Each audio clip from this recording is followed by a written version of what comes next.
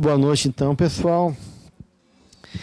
Hoje temos o último item do nosso roteiro, o item 26, onde vamos trabalhar as técnicas da gratidão, com a referência para o nosso estudo, é o capítulo 10, que se chama Técnicas da Gratidão, da Psicologia da Gratidão. Então, nosso trabalho de hoje vai ser dividido em duas partes.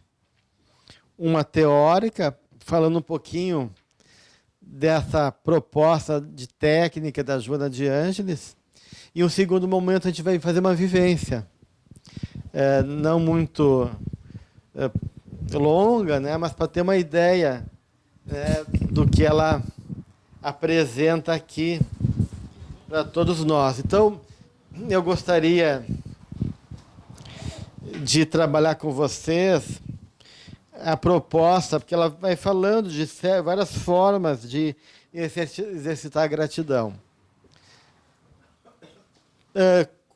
Coisas que a gente já falou, como a prece, as atitudes caridosas, uma disponibilidade para a vida, um sorriso que a gente dá para as pessoas e assim por diante.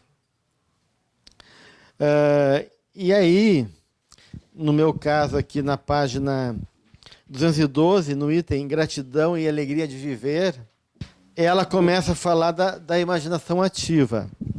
Ela já tinha citado a imaginação ativa um pouco antes, no mesmo capítulo. No último parágrafo, que é o item Gratidão como norma de conduta. Ela vai colocar a seguinte afirmação: na etapa final da imaginação ativa, é necessário que cada qual realize sua experiência para que as verdades profundas se transformem em realidade. É o caso da gratidão, que necessita ser vivenciada, já que nem bem pode defini-la por palavras, de modo que o outro a possa sentir ou mesmo entender. Então, ela já está dizendo aqui que esse processo que começa com a imaginação ativa, que depois a gente vai ver melhor, ele culmina num exercício depois de experiência prática, não só nesse processo de diálogo interno que a imaginação ativa promove, mas sim de poder realmente concretizar de igual maneira esses processos que são vivenciados através da técnica da imaginação ativa. Então, a grande questão é o que é a imaginação ativa. Então, eu vou colocar para vocês a ideia do Jung, que essa proposta do Jung, mas que Joana ela propõe isso de maneira um pouquinho diferente. Então, ela não segue exatamente a proposta do Jung e coloca outras formas de exercitar a imaginação ativa. Esse é um processo que foi fundamental para Jung, quando ele rompe com Freud e entra em crise, enquanto momento de vida, e ele é tomado por experiências anômalas, experiências mediúnicas, clarividência, ele tem momentos de... Ele está vivendo muito o inconsciente coletivo da época, ele tem visões que prevê as guerras mundiais que vão acontecer, ele tem uma série de experiências internas com visões e com estados ou visões externas ou visões internas que representam não só o momento que ele está passando, mas a realidade do mundo naquele momento. Tinha. E o momento também que a casa dele fica saturado de uma tensão espiritual, emocional. Os filhos dele começam a ter sonhos estranhos. A campainha da casa começa a tocar e não tinha ninguém. Ele falou assim que como se não conseguisse respirar dentro de casa. Até que numa noite ela sentiu como se fosse um bando de espíritos, de almas, dizendo: nós viemos de mortos, dizendo: nós viemos de Jerusalém, aonde a gente não conseguiu a resposta. E ele então psicografa os 7 sermões aos mortos. Então foi tudo nessa mesma época. E aí, em função desses momentos de processos internos intensos, internos e também dessa realidade externa da qual ele está vivendo, né, do momento da qual ele é uma antena viva, expressando o inconsciente da época, E ele então começa a vivenciar uma técnica que depois vai elaborar como uma técnica psicoterapêutica que ele oferece e que os jungianos usam, que é essa emoção ativa. Ele começa então a entrar, a se entregar emocionalmente para essas experiências internas, fazendo um trabalho de brincadeira com pedras, criando uma cidade no fundo da sua casa, desenhando, esculpindo e fazendo um trabalho de diálogo com suas imagens internas. Então ele começa, essas imagens talvez não sejam só internas, porque uma das imagens é o Philemon, que se torna um guru para Jung, um mestre, né? E o Philemon discute com ele, e inclusive Jung passeava depois do almoço, e o Philemon caminhava ao lado, né? Então, essa experiência que ele tinha não é só as imagens internas, ele falou que ele ouvia, e essas imagens se apresentavam vivas para ele, então muito disso pode ser realmente realidades objetivas, espirituais, a qual ele teve contato, mas de qualquer maneira, esse espaço vivencial de entrega foi criando, então, um exercício de deixar que essas imagens se apresentassem, e ele dialogava, questionava. Por isso que ele chamou de imaginação ativa, porque não é uma atitude passiva, não é nem o imaginar do ego, não é uma fantasia do ego, porque a fantasia do ego geralmente é uma fantasia que tem a ver com coisas compensatórias. Eu tenho pouco dinheiro e estou estressado, então vou imaginar que eu estou passando férias lá em uma praia paradisíaca, né? Ou estou namorando alguém que eu tenho uma atriz de cinema, seja o que for, né? Então, não é uma imaginação do ego, né? Bem, o fato é que essa imaginação, então, não é uma diretriz do ego, é uma conexão com estados internos, uma emoção, uma sensação, ou mesmo um estado que está lá, e ele deixa que esse estado se manifeste como uma imagem. Então, ele entra em contato, essas imagens têm autonomia, ou seja, elas se manifestam independente do ego, mas também não é uma imaginação passiva, de deixar essas imagens virem de maneira caótica, sem organização, simplesmente como um fluxo intenso. Ele começa a questionar quem é você, de onde tu saiu, o que tu quer, essas coisas todas. Então ele começa a provocar, em relação a essas personificações, essas imagens, né, um processo de reflexão e de diálogo, onde essas imagens podem estabelecer, né, a sua própria, seu próprio movimento. Essas imagens podem se transformar, tem paisagem, tem histórias que podem acontecer. Ele vai se relacionando de uma maneira, ele anota isso tudo, depois ele pinta, isso tudo vai estar descrito no livro vermelho, e depois ele elabora essas imagens, né, esse processo todo, refletindo, avaliando e assim por diante, né? Então, isso seria a imaginativa proposta por Jung. Tá? O que a Joana coloca, né, aqui?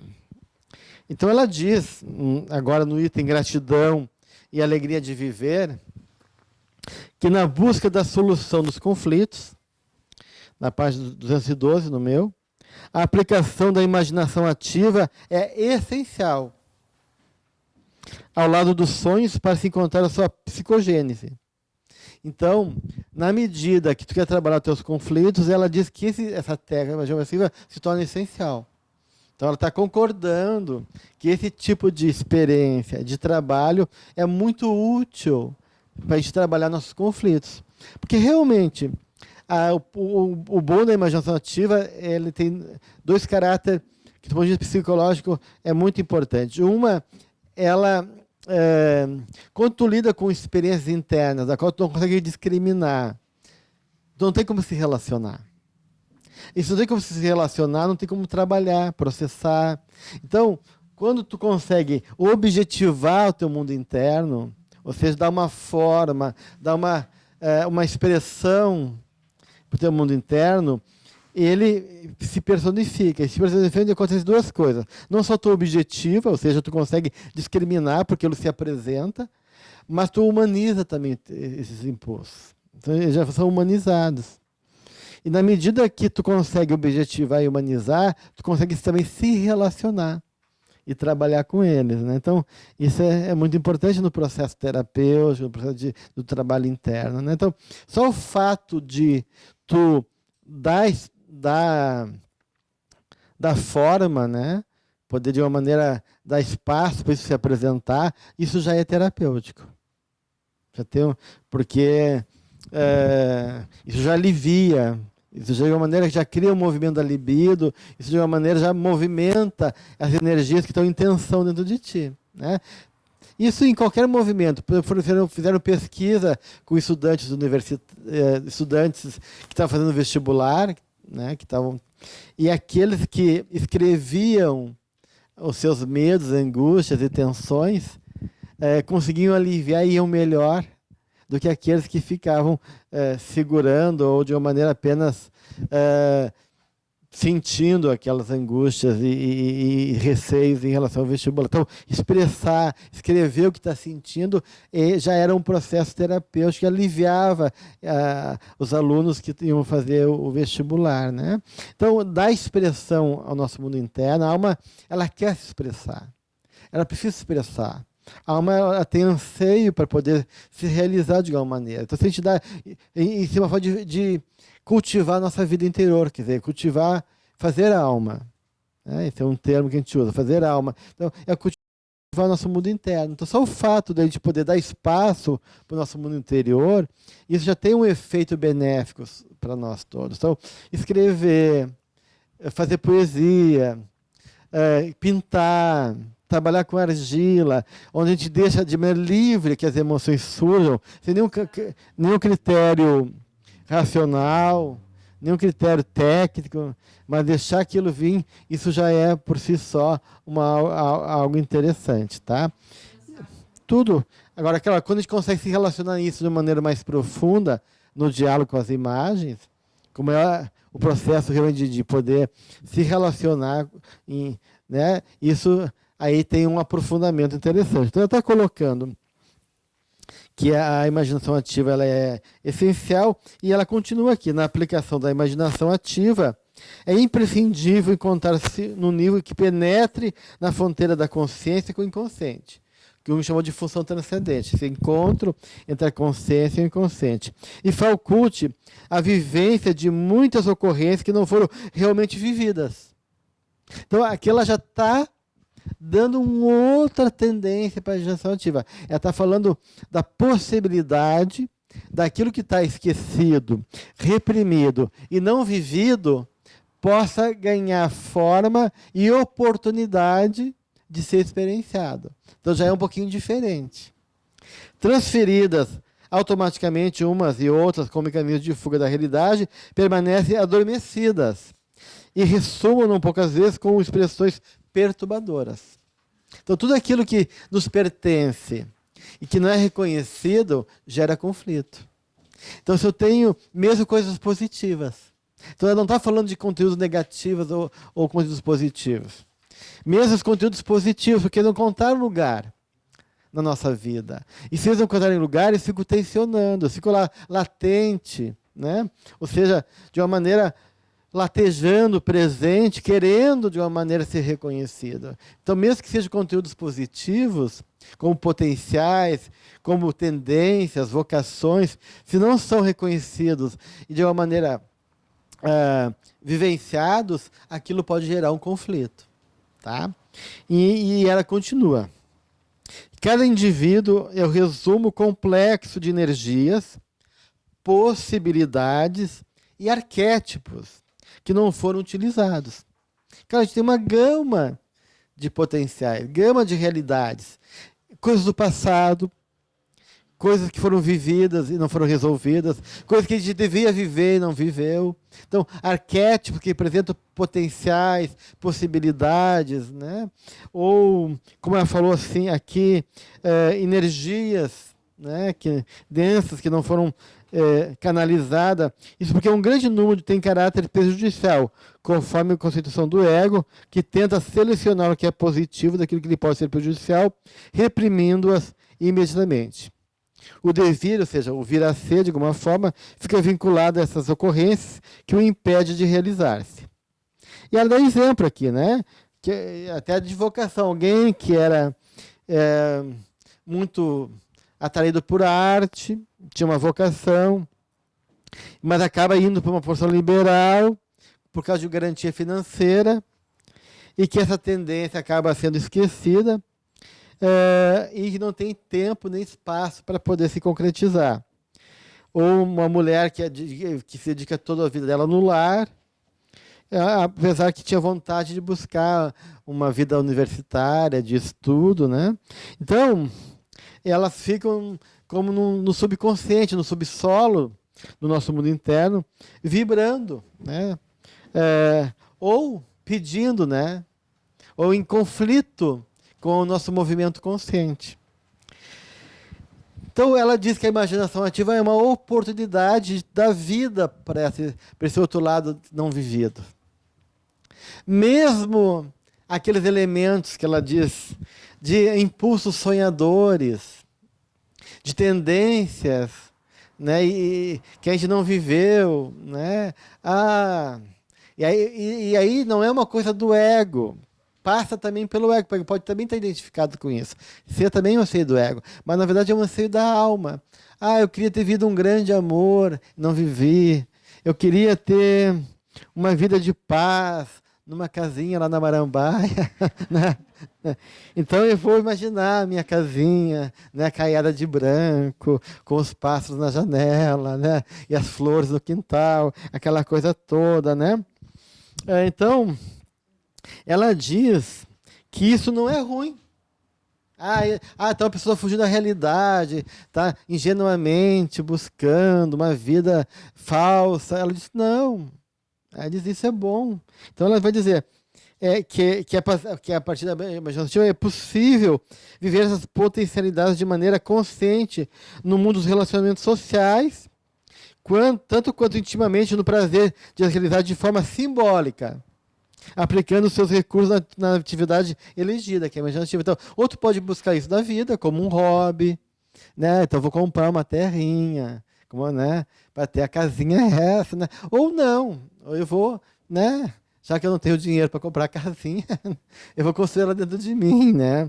De uma maneira. Então, provavelmente, os sonhos proporcionarão essa realização. Como se a pessoa houvesse encontrado o roteiro de harmonia que tanto desejava, havendo ficado frustrado pela correspondente falta de vivência. Bem, aí tem uma vírgula, um porém, que ela não fala aqui, desde que eu não fico revoltado por vivenciar e não ter o prazer de concretizar isso, vivenciar isso internamente. Então, daí eu vivencio a minha casinha lá na praia, da minha amiga disse que comprou uma casa maravilhosa na praia, disse com raiva, porque a minha de dentro, a dela de fora, né? E ela está indo lá, bela e faceira. Daí não adianta nada, né? Quer dizer, isso não deve gerar um reforço de frustração. Eu busco aquilo, alimenta meu anseio, meu Deus, como eu gostaria disso, e em vez disso você poder ser apaziguado pela experiência imaginativa, começa a gerar expectativa e frustração. Ou inveja, qualquer coisa do gênero. Daí não adianta, né? Claro, ela vai dizer, então vai ter tons de amargura, vai dizer, né? Quando não se consegue a experiência vivida, pode surgir tons de amargura, no compromisso feliz, assim como de incompletude de trauma psicológico. É muito comum numa vivência de imaginação ativa sentir-se que teria sido ideal que a vida houvesse tomado um outro rumo. Se eu tivesse casado com aquele cara, né, e em vez de ter botado ele fora e, né, casei com o fulano, ou se eu tivesse me separado daquela vez que eu queria, né, e tivesse dado outra chance para mim, se eu tivesse pegado a direita e vindo da esquerda, né, se eu tivesse assumido aquele emprego e ido para morar em tal lugar, né, a gente nunca sabe, né, mas a gente fica naquela né? Aquela ideia, se eu tivesse feito isso, se eu tivesse visto tal coisa, se eu tivesse buscado essa profissão e realmente feito tal profissão, tudo isso faz parte dela. Fala dessas questões que nos movem e que muitas vezes estão lá ainda presentes na nossa vida, né? E aí, né? As pessoas acabam se acomodando, ela diz assim, abandonando esses anseios por outras questões, por acomodação, por uma compensação financeira, por ter uma família bem estruturada, cumprindo seus deveres. Mas, se ela ficar quietinha, né, vem essa vontade, esses devaneios estão lá vivos, né, ela diz assim. Nesse momento em que estão a sós e dão largas à imaginação, sorriem, gesticulam, expressam felicidade, logo retornando à realidade com frustrações. Naturalmente, o ego, identificando que tal e qual comportamentos não são convenientes, pode produzir dissabores, reprime essas possibilidades, empurrando-as para os porões do inconsciente, onde fica aguardando. Então, porque eu estou aqui com o meu marido, né, gordo, acomodado, olhando para a TV, arrotando, né? E eu aqui, lembrando aqui do meu namorado de 15 anos, né, que era tão interessante. Será como é que ele está agora? Será que ele está feliz? Será como é que ele está? Será que está melhor, pior? Né? Mas tu fica naquela idealização, né? Alimentando, né, aquilo, né? E ela diz, é perfeitamente lícita e ética a vivência. Então ela permite. Do mundo de dentro, não, fora não, mas dentro é permitido. Viver e sonhar. Dessas aspirações não realizadas. Não são prejudiciais. Há, sem dúvida, exceção. Claro, porque daí tu fica sonhando com o cara e o teu casamento vai água abaixo, né? Porque daí não quer investir, vai toda a libido e energia para o lado, aí também é complicado, né? Então tu tem que ter maturidade para fazer isso, senão tu põe energia no mundo interno e não investe e não trabalha as questões externas. Então, isso tudo é uma questão de como tu vai levar, né? Porquanto constitui estímulo para o prosseguimento da existência no labor eleito como mais produtivo. Então, cara, se isso te ajuda a se sentir feliz, se isso dá uma certa empolgação, te estimula, dá motivação e sentido na vida, então, tudo bem. Mas se isso aumenta o conflito, eles não podem mais nem suportar olhar o cara do outro, né? E tu tá preso naquela fantasia de lá, daí realmente não está sendo útil. Então a gente tem que ter muito cuidado em relação a isso, né? Daí, né, ela fala, né, que isso pode ser buscado de uma maneira depois, através desses anseios no hobby. Então, se eu tiver uma vontade de pintar, né, tudo bem, não vou mais fazer uma carreira, né, ou eu gosto de cantar, mas eu posso cantar na casa espírita, né?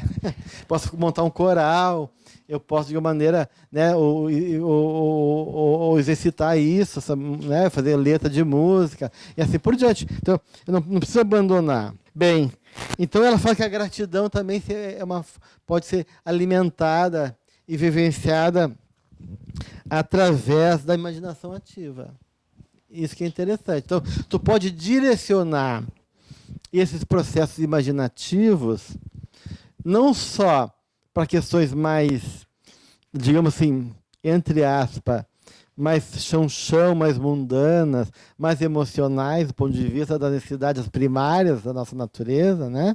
Mas também para anseios nobres, elevados, né? Que a gente possa alimentar nossa alma e isso também fortalecer, gerar uma sensibilização, gerar um processo favorável de engrandecimento, de paz, de harmonia. Então ela fala que a gratidão pode ser um caminho a exercer com a imaginação ativa. Então ela vai citar aqui. Inúmeras vezes a gratidão insinua-se no comportamento dos indivíduos que, por falta de hábito, por timidez e constrangimento, não se encoraja a expressá-la, reprimindo-a injustificadamente. Então, às vezes a gente quer, né, a gente tem medo de cumprimentar as pessoas no elevador, bom dia, boa tarde, né? Aquela coisa de ser gentil, de ser afável, porque é inibido, porque não se sente é muito introvertido, seja porque outras questões que podem inibir, né? Impedir a pessoa de expressar. Então, tu pode fazer isso de uma maneira também, ainda exercitar isso primeiro dentro de ti, né? De uma maneira. Eu acho muito bom, né, trabalhar com os nossos aspectos internos mal resolvidos, nossa criança ferida, nossas emoções não trabalhadas, medos, receios, questões emocionais de angústia, sofrimento, etc, etc, e conversar com essas partes da gente, né? Então, isso que ela estava falando de imaginação ativa, a gente já é uma imaginação guiada. Tá? Esse já é outro nome. Porque na imaginação ativa, tu não direciona, tu não movimenta, né? Tu deixa que esses processos sejam espontâneos. Na imaginação guiada, que também é terapêutica, né? Ou naquilo que ela chama de visualização terapêutica, daí tu direciona já, né? Daí tu já tem uma meta, tu já tem um objetivo, não, eu vou realmente abrir meu coração para a experiência da gratidão, ou do amor de Deus, do amor da vida, e fazer uma imaginação então guiada, uma visualização de amor, onde eu me entrego a Deus, à natureza, ou a uma figura de luz, né, um espírito de luz, ao qual eu tenho simpatia, né, como ela tem um encontro com Jesus, que começa visualizando as estrelas no céu durante a noite, aí mas você vai se aproximando, e a figura do Cristo que vem envolve a pessoa, né?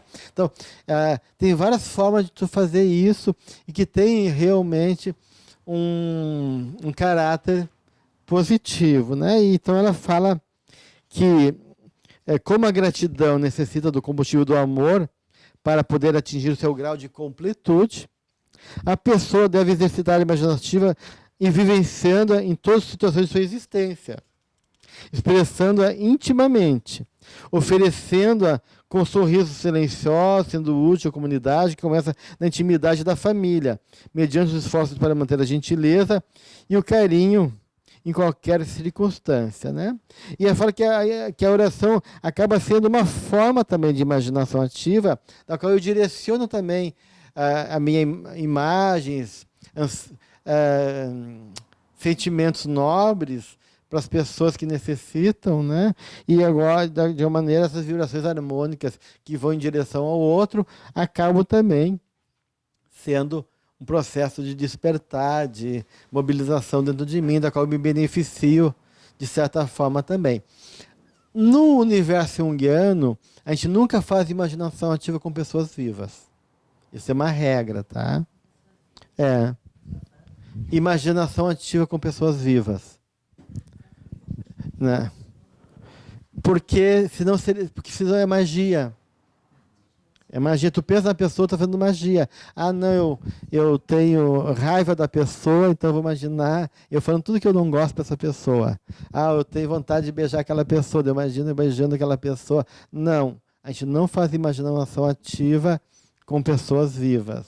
Então, quem é que eu beijo? Com quem eu brigo? Não, eu não brigo com ninguém. Eu pego a minha raiva e me relaciono com a minha raiva. Com o meu sentimento. A pessoa que despertou a raiva não está em questão. É uma relação com o meu sentimento, com meus conteúdos internos. Então, a gente evita. Eu estou carente, então eu tenho o vizinho do quinto andar ali, que sempre passa por mim. Eu tenho a fulana, né, que eu encontro no trabalho. Não, daí eu vou imaginar, fantasiando com ela. Não, né, não é assim. Eu imagino sendo amado, me abrindo para a vida, né? E conseguindo amar aquela pessoa do meu lado, mesmo gordo, arrotando, né? E de repente eu posso construir uma coisa de imaginação ativa com o meu companheiro, com a minha companheira. Não, eu estou falando isso pegando um exemplo de que às vezes, né, tu acaba perdendo aquele elan vital, né? Para não dizer outra coisa, né? Com o teu companheiro, tua companheira, né? Vai perdendo a química, vai perdendo tudo, né? Vai perdendo os cabelos, vai perdendo interesse, vai perdendo tudo, né? E aí, né? Perde a intimidade, e quando tu vê, né? Tu não quer nem ver a pessoa do teu lado, né? Perdeu o brilho, né? Então tu pode ilustrar, né? Dando lustro, o brilho chega. Então tu pode pegar aquela própria pessoa que, né? E dizer, puxa, eu tenho que compreender ela, aquele jeito dela que me dá nos nervos, não é problema dela, é meu, por que que eu fico assim? Né? Por que que eu não tenho paciência? Por que que antes eu tinha essa vontade de sorrir e me sentia motivada? Onde que foi isso, né? Então tu pode fazer um trabalho contigo de uma maneira para retomar aquela relação no nível mais rico, mais construtivo, né? Mas sempre o processo é mais contigo, né? Então a gente evita fazer imaginação ativa com pessoas vivas justamente para não fazer magia negra, né? Porque daí tu acaba, né, desejando coisas boas e ruins que aprisionam o outro, que ferem o outro. Oi? Claro. A Von Franz, analista junguiana, eu já contei isso, mas eu posso contar novamente. Ela tinha uma paciente e no final de uma sessão, ela falou, eu esqueci de falar para vocês, mas eu estou com muita raiva, para ti, né, para a Von Franz, eu esqueci de comentar na sessão, mas estou com muita raiva da minha vizinha. A gente acabou discutindo, e a Von Franz falou, então tu faz uma imaginação ativa em casa, e daí tu vai... E a gente trabalha semana que vem. Tá. Daí a paciente chegou na outra semana e falou, eu fui para casa e fiz uma cirurgia, fiquei muito aliviada, né? E foi muito bom. Mas daí de noite eu sei que era uma bruxa. E a Von falou assim, como assim isso aqui é uma bruxa? Né? E ela não achou estranho ter saído com uma bruxa depois de uma experiência emocional que foi libertadora, né? Foi aliviante. E ela perguntou, mas como é que foi a imaginação ativa? Não, eu peguei uma almofada, botei na frente do sofá, na minha frente, e imaginei minha vizinha. Eu disse, falei tudo o que eu tinha vontade de dizer para ela. Imaginei ela ali e acabei com ela. Daí a Von falou assim, tu não fez imaginação ativa, tu fez magia negra. Porque tu emitiu todas aquelas cargas emocionais, pensamento para tua vizinha. Por isso que tu se tornou uma bruxa, porque realmente tu... Não sei. Se ela não é bem preparadinha, não tem uma boa vibração, não tem uma boa defesa psíquica, pode ter ficado tortinha, né?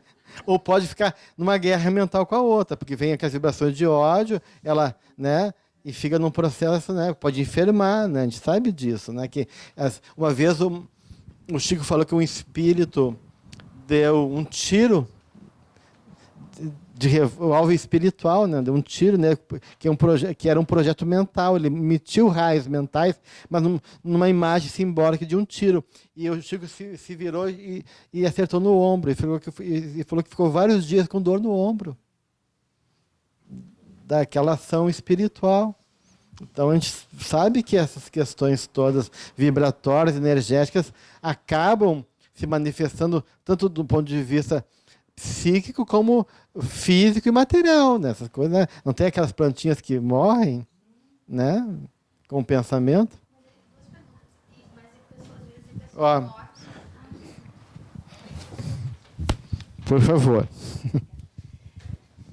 Eu fiquei pensando, mas e pessoas mortas também não poderia? Porque a gente também está emanando aqui talvez os enganos não entendem que as pessoas são mortas, são mais imagens, né? Mas a gente sabe que aquilo que evoca, a gente puxa, né? Então eu teria restrições também com pessoas desencarnadas. Mas, claro, eles podem imaginar que não é o teu pai falecido, mas aquela dor, aquela saudade, ou aquela coisa mal resolvida que ficou na relação com ele e que tem que resolver. E aí eles acham que talvez falando com o pai, ou elaborando, ou repensando no que tu viveu no passado, com aquele familiar, pode ser útil, né? Então eles acham que tem um outro caráter, talvez pela percepção que eles têm dessa vivência, né? E a outra pergunta, a gente está falando dessa questão, mas e se a gente tem um propósito nessa imaginação benéfico ou de reconciliação também, não? Ou seria só... Não, daí eu acho positivo. Daí, quando é um processo que realmente seja de transformar, de perdoar, de ser de reparação, eu acho que tu pode fazer tanto com pessoas vivas, como também pessoas mortas, né? Eu tenho uma mágoa com uma irmã minha, que eu quebrei os pratos, e a gente faz 10 anos que não se fala, né? Então eu posso imaginar que eu estou gostando dela, que estou me aproximando dela, que eu estou perdoando, que eu estou vendo ela de maneira diferente, vendo o sofrimento dela nesses anos todos, reconhecendo que ela tem suas limitações e me aproximando de maneira tranquila. Então, eu acho que pode, que daí é um processo realmente benéfico, seria uma magia branca, né? Magia, né, benéfica, daí eu não vejo problema. Bem, vamos fazer então um trabalhinho. Então, é um processo, a gente não tem muito tempo, então é um processo bem simples, só para... É um exemplo dos várias formas possíveis de viver isso, né? Então eu vou pedir para vocês agora tentar se colocarem numa postura confortável na cadeira. Geralmente uma postura mais ereta, coluna reta, favorece, né? Os braços e pernas relaxados, né? De alguma maneira. Vamos, nesse momento, fechar os olhos, procurando serenar o nosso mundo interno. A respiração nesses momentos pode ser útil, né? Uma respiração cadenciada, serena, de maneira lenta e profunda, para poder desacelerar. Que quando a gente vai fazer uma imaginação ativa, a gente está muito acelerado, né? Vem do trabalho ou está numa atividade mental ativa, né? E tem que serenar a mente. Então, se colocar numa postura tranquila, onde a gente não vai ter interferência de ninguém ou de um telefone, e poder então se manter nesse estado. Então, a respiração nesse momento pode ser útil. Prestar atenção na respiração, inspirando devagar, soltando devagar.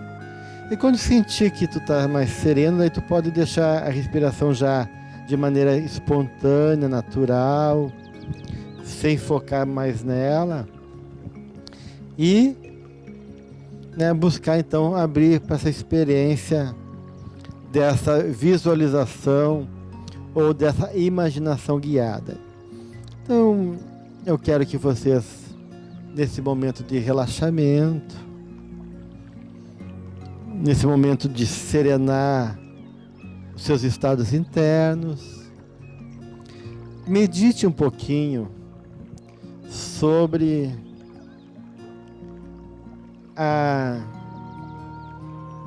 beleza, a grande sorte que cada um tem de estar encarnado, de ter uma vida, seja a vida que for, mas temos uma vida com experiências, uma vida que participa da dinâmica de tantas situações, uma vida onde pessoas interessantes de alguma maneira participam da nossa vida, reconhecendo que essa vida que nós temos, né, ela é preciosa, seja ela difícil ou fácil, mas ela é preciosa. E ela levou um processo longo para se concretizar, né? Para a gente poder existir aqui e agora, nesse momento, a gente precisou desse planeta, que levou bilhões e bilhões de anos para se organizar e se tornar essa morada maravilhosa, onde o sol nos abençoa o dia, onde temos flores, frutos, cores, sabores diversos, um corpo engenhoso, complexo, rico, preciso, né? Onde a visão, o tato, a audição, esse corpo levou milhões de anos para poder se preparar em condições de a gente habitar um corpo com tanto recurso. Então isso é fantástico, né? A gente tem então um planeta que se preparou para nos acolher, um corpo que foi se estruturando de maneira adequada para a gente poder ter autonomia e ter experiências tão profundas. Nós temos também uma história familiar, ancestrais, que vieram, que passaram fome, trabalho para desbravar o Brasil, para construir uma vida nova nesse país, e que graças ao esforço deles, vidas sacrificadas, a gente encontrou um mundo mais fácil, né? Então a gente tem toda uma história de raça, de cultura, de uma árvore genealógica que foi se construindo paulatinamente para a gente poder estar aqui nesse momento, né? Então a gente vê que a vida faz um esforço para nos acolher. E a gente poder reconhecer o quanto isso é precioso.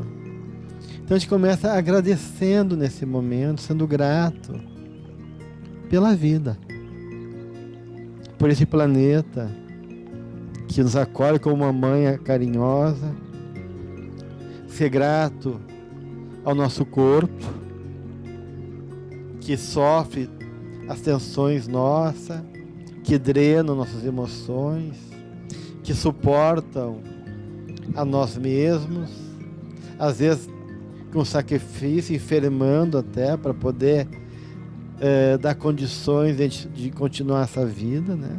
Então o corpo acaba sofrendo por nós também, nosso grande amigo, nossa casa.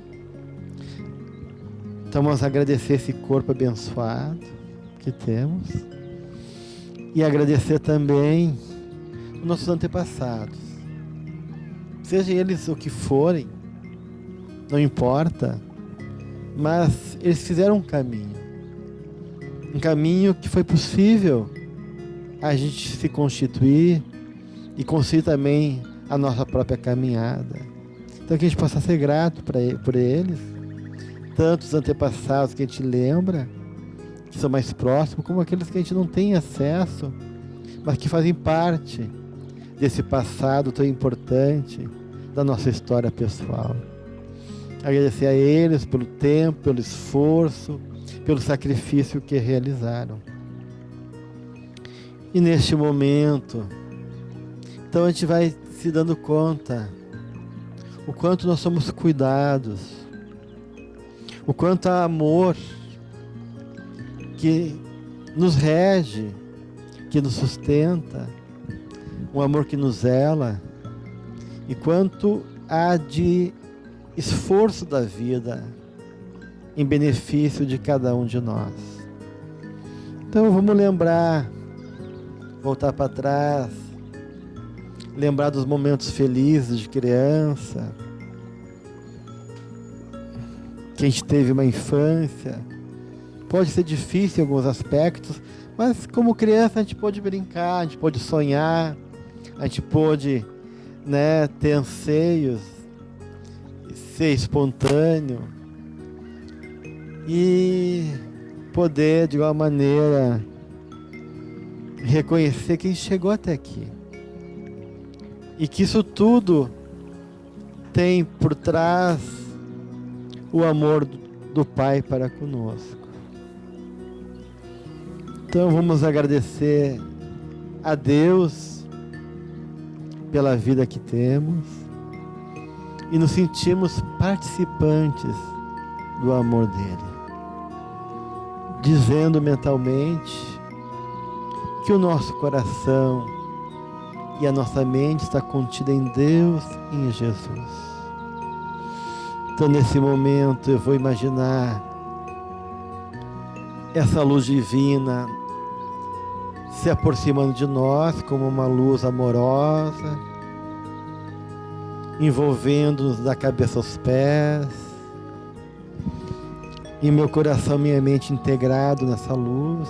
A luz então vai me envolvendo dentro e fora. Eu vou me entregando a esse amor, reconhecendo que eu não estou sozinho, que eu não estou desamparado, e que eu respiro, que eu penso, que eu sinto, porque existe esse amor que me sustenta. Então, nesse momento, eu me entrego a esse Pai, a essa luz, a esse amor. Me entrego e me tenho em comunhão com Ele, com o cosmos, com a vida, com todos os seres, com a natureza, com as pessoas. E me gratifico de fazer parte do universo. E sou grato a esse Pai. E me reconheço cheio de amor, de alegria, porque sou uma pessoa abençoada. E que eu posso transcender a pequenez da vida, enxergar mais longe e reconhecer que esse Pai, com o seu amor, está vivo, presente em cada momento da minha existência, vibrando, me acolhendo, me cuidando, me assistindo, mesmo quando não compreendo, mesmo quando eu não sei, e mesmo quando eu me revolto pela minha incapacidade de perceber o seu amor, ou das frustrações infantis, das quais eu acabo muitas vezes tomado por exigências que são da minha vontade, mas que no fundo não fazem bem para minha alma. Mas esse Pai, na sua sabedoria, no seu amor, está ali junto, suportando-me, me dando nova oportunidade, torcendo por mim, me ajudando. Então que eu possa, como gratidão, confiar e trazer mais perto de mim essa consciência amorosa e responder com amor a tudo e a todos. Então, neste momento, eu sorrio para a vida, para minhas experiências, eu agradeço. Eu sorrio e agradeço pelas pessoas que passam pelo meu caminho. Eu sorrio e agradeço por tudo que a vida me coloca como desafio. E eu me reconheço que eu sou uma pessoa agraciada, feliz, e que eu posso então estar em paz, vibrando nessa onda de amor e de harmonia. Vamos então nesse momento, cada um de vocês, no seu processo interno, em breves momentos, criar uma prece, um diálogo com esse Pai, né? Onde essa gratidão, esse estado de comunhão possa nesse momento se fazer a partir daquilo que vocês queiram na sua intimidade expressar como gratidão nesse momento.